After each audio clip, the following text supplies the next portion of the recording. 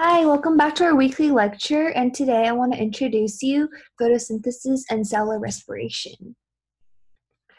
Photosynthesis and cellular respiration are two very important processes for our ecosystem.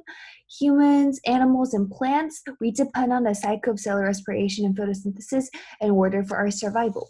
And if I were to make an example for photosynthesis and cellular respiration, I would say that photosynthesis is a motorcycle and cellular respiration is a car. The waste produced by this motorcycle will be the fuel for this car.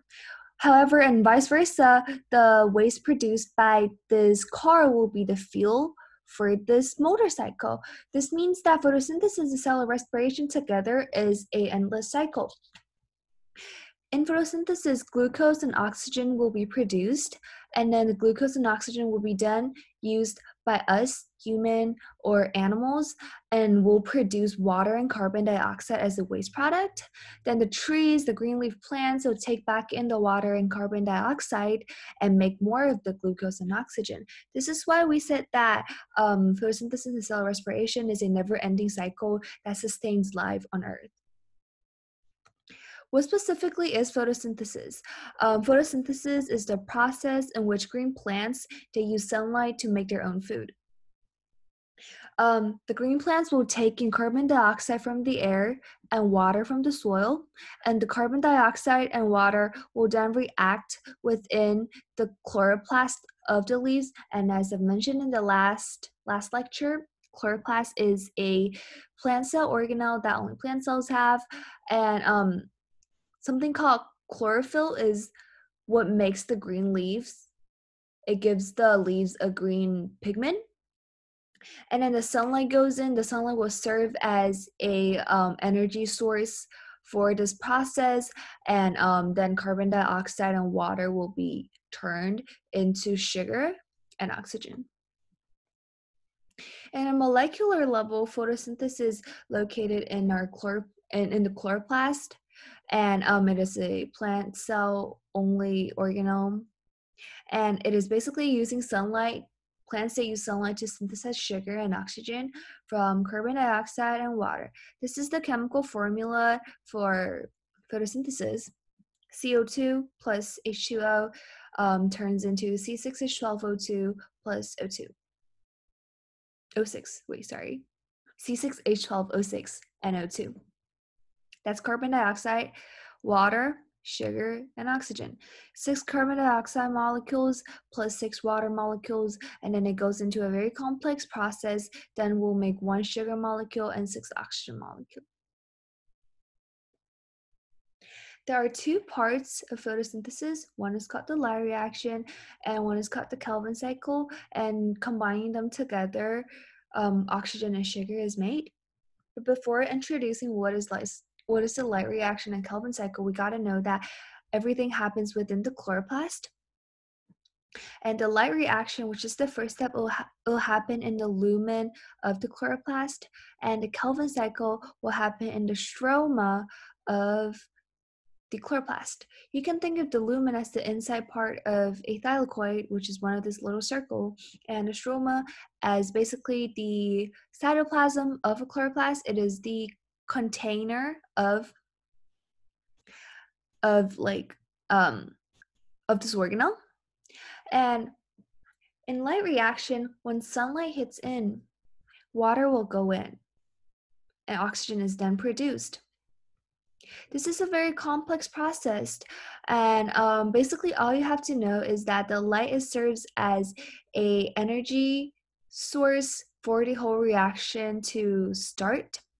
And once this water molecule goes in, it will be split into oxygen molecule and hydrogen molecule. The oxygen molecule will then be released as oxygen, and the hydrogen molecule will enter this thing called ATP synthase. So this is how our oxygen is produced through the reaction. And as I've mentioned, oxygen is one of the byproducts of the reaction. And once oxygen is made, this hydrogen molecule, this hydrogen atom will then go through, and it's going to go into something called ATP synthase. This ATP synthase basically makes this thing called ATP, and ATP is very essential for all of the reactions happening within our body and within plants' body, or all the processes they need energy, and ATP is basically what provides energy. And once this hydrogen atom enters into the ATP synthase, it will then produce the ATP. This whole light reaction will release oxygen, will produce ATP, and will produce something called NADPH. Then carbon dioxide will go into this Calvin cycle. Calvin cycle doesn't require any sort of light, so we can also call it as the dark cycle.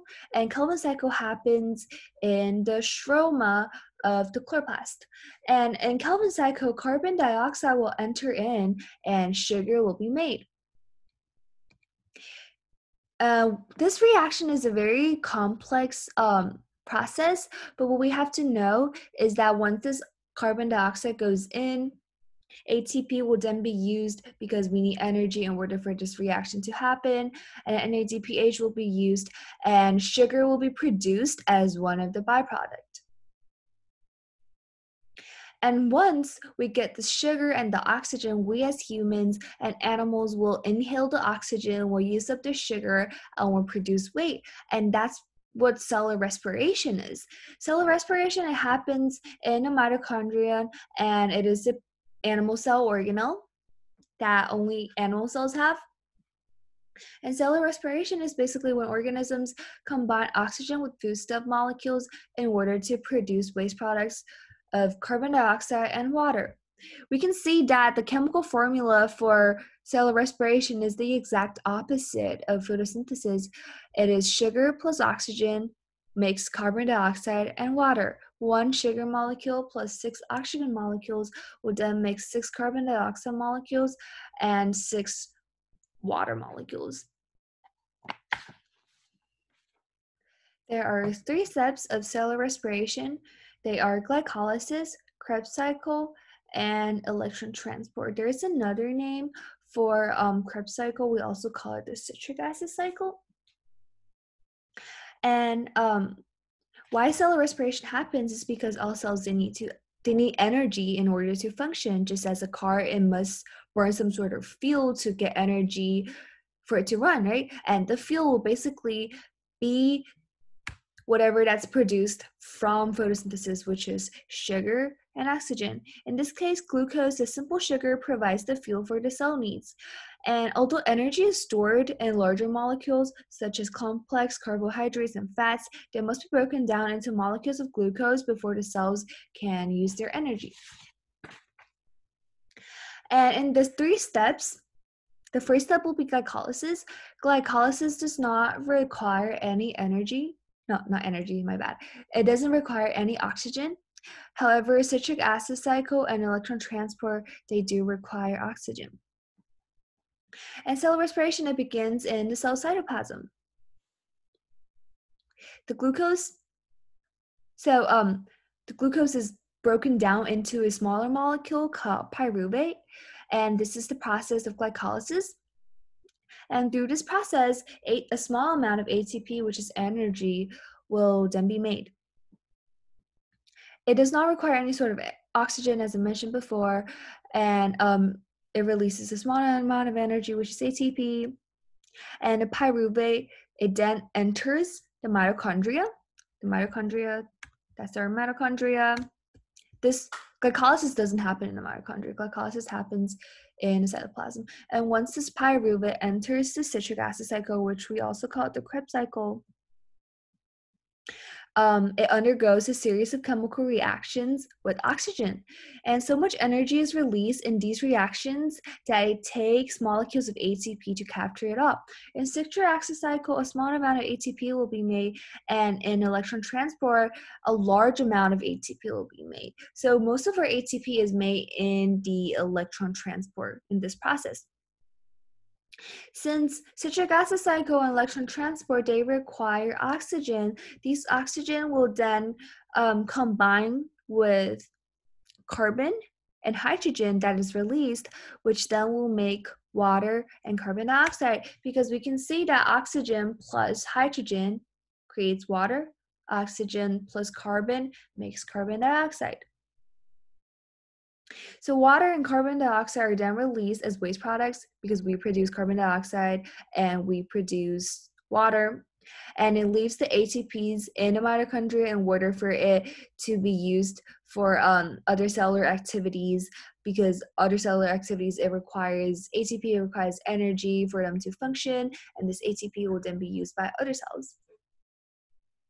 So in summary, and I guess I'll make it a little bit easier because I feel like the three processes are kind of confusing. All you have to know is that once glucose is broken down to smaller sugar molecules called the pyruvate will enter the mitochondria and ATP is produced, and the oxygen will then combine with the carbon atom and the hydrogen atom, and they'll then make water and carbon dioxide. Cell respiration and photosynthesis, they are very important for our ecosystem because without it, basically, we cannot live. And this is the reason why that we should stop cutting trees, because trees, they provide us oxygen, and as we make more carbon dioxide, we'll have less oxygen, and less trees means less oxygen. Thank you for listening to my lecture today, and if you have any questions or concerns, please email me or leave a comment down below. And I also have this worksheet attached. The answer will be posted. Actually, no, I've released the answer in the second page of the worksheet. It is a multiple choice and true or false worksheet, and you can check your understanding by doing it after this lecture. Thank you.